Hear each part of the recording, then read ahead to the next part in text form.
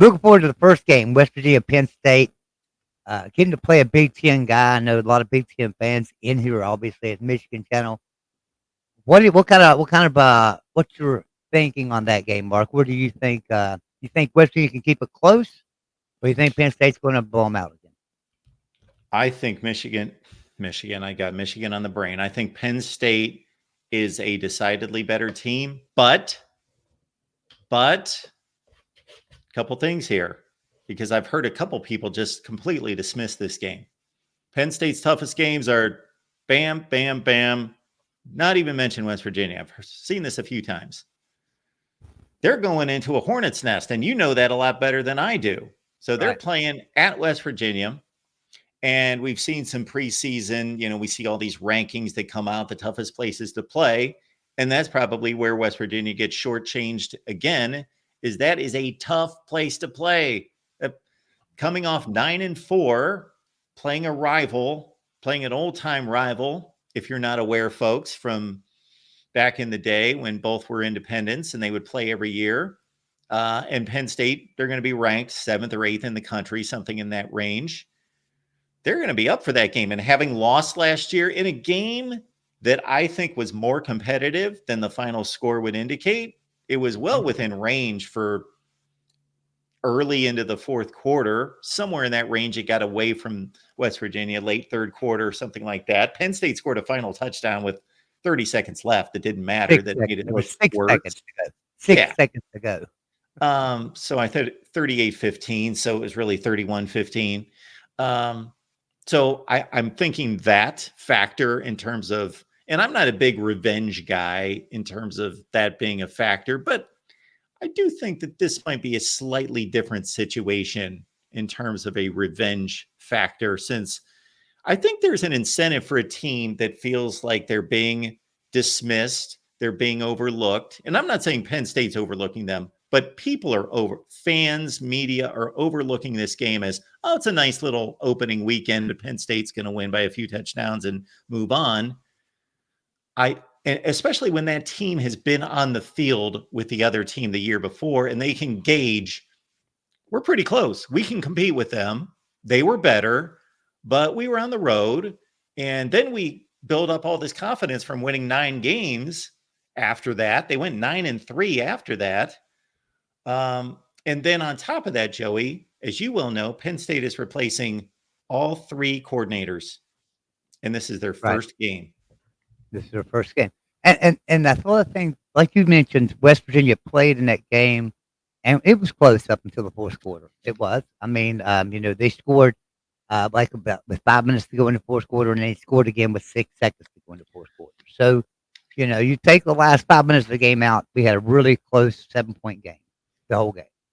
And so this year, Penn State's lost a few players. They do return their quarterback, Drew Aller.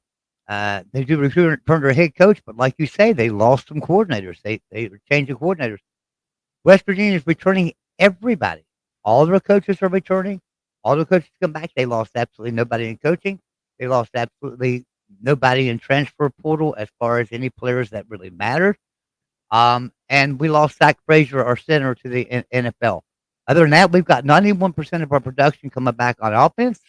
72% of our defense is coming back. We picked up some great transfers out of the portal from Northwestern, as you know, that I think are going to do really well for us at the corner position.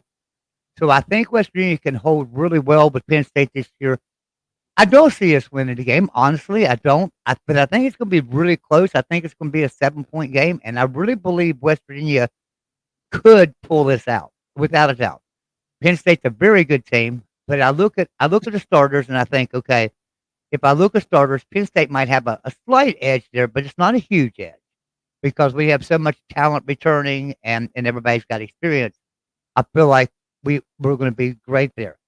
The players off the bench, first players off the bench, I don't think we lose a lot there either.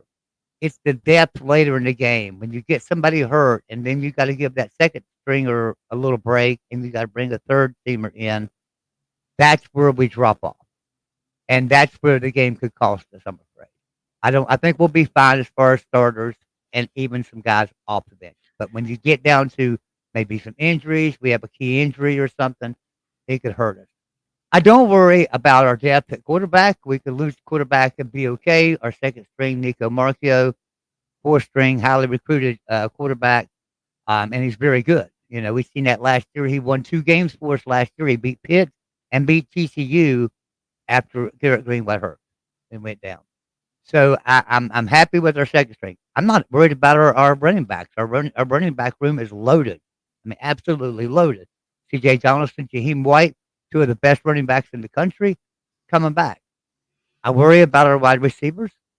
We do have Hudson Clement and Preston Fox and Rodney Gallagher. Now, Hudson Clement and Preston Fox are both walk-ons, but they are amazing. I mean, they just don't drop balls. If you throw a ball their way, they're coming down with it. They both earn scholarships, and they're just walk-on talent, but they're really good. Now, Rodney Gallagher, of course, was a four-star, and I'm hoping this could be the year that we see some stuff out of Rodney Gallagher because we've not seen that in the past couple of years. So I'm hoping that this is the year for him. Now, I'm hoping that I'm hoping we can get some pressure on Drew Aller as well. I worry about that. I know that they're going to have a really good offensive line. I know we've got a really good offensive line, so I'm not so worried about the pressure on Garrett Green. Uh, Penn State didn't get a lot of success at that last year. Garrett Green's pretty quick and shifty and get out of trouble.